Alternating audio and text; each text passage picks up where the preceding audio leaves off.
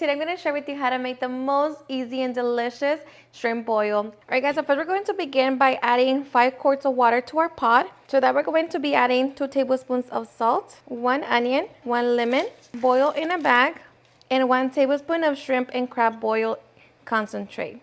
Okay, and we're just going to allow it to come to a boil. Once the water comes to a boil, we're going to add our corn. We're going to give it a head start so they can begin cooking. So allow it to cook for 10 minutes. Okay, and after 10 minutes, we can add our potatoes, and we're going to allow them to cook for 15 minutes or until they're nice and tender.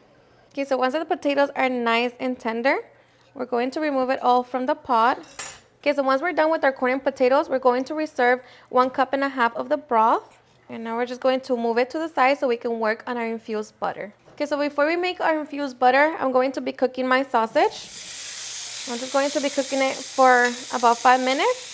Okay, so once that's done, we're going to remove it from the skillet. Okay, so now we're going to be melting 2 pounds of butter.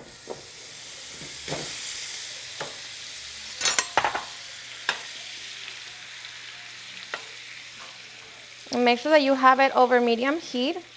Okay, and I'm just skimming the top layer of the butter. Okay, and after skimming the butter, we're going to be adding our minced garlic. I'm using 3 heads. Just going to give it about 30 seconds. Okay, and after 30 seconds, we're going to add all of our spices.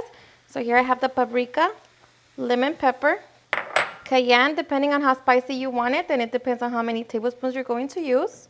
We have our Old Bay seasoning, Cajun seasoning, onion powder, and brown sugar. So just mix it. Okay, so once you mix that all in, we're going to squeeze the juice of 1 lemon. Okay, we're going to add our reserved broth. And just allow this to come to a simmer. Okay, and once it comes to a simmer, we can add our shrimp. And the shrimp is going to cook very fast, so give it about 3 to 4 minutes. So now we just mix it up together.